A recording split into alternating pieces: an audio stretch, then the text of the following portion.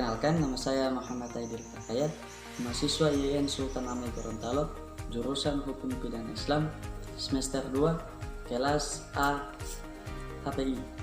Baik, pada kesempatan kali ini, saya sedikit akan menjelaskan pengertian tentang hukum pidana.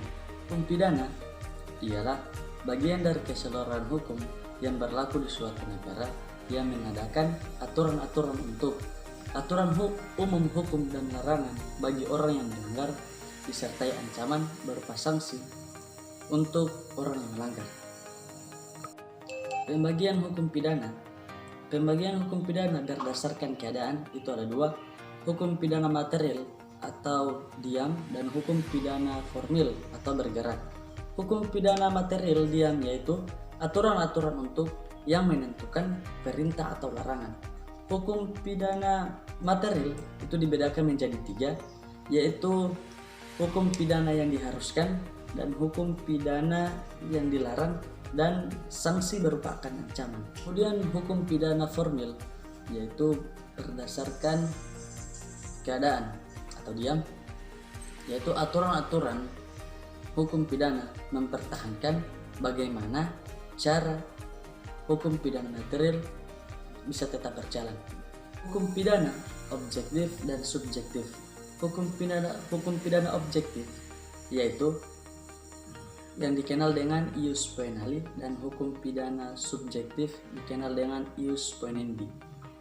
Ius poenali ialah dilihat dari aspek larangan, sedangkan ius poenendi yaitu dilihat dari hak dan kewenangan negara. Itu dibagi dalam tiga: menentukan larangan, menentukan sifat memaksa, menjalankan sanksi pidana. Hukum pidana atas dasar sumbernya. Hukum pidana umum, yakni semua ketentuan hukum pidana yang terdapat bersumber dan terkodifikasi dalam KUHP dan KUHP. Kemudian hukum pidana khusus, yaitu yang di luar dari kodifikasi atau yang di luar dari KUHP dan KUHP. Hukum pidana berdasarkan wilayah berlakunya.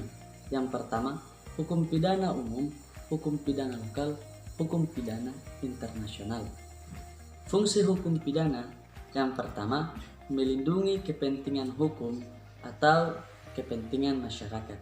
Yang kedua, memberi dasar legitimasi kepada negara dalam mempertahankan kepentingan umum.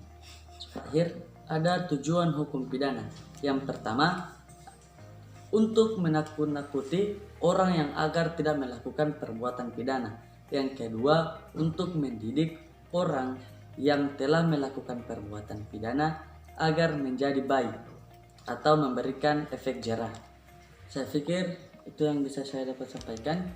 Lebih dan kurangnya saya mohon maaf. Kebenaran datang dari Allah dan kesalahan datang dari diri saya sendiri. Billahi taufiq wal hidayah. Wassalamualaikum warahmatullahi wabarakatuh.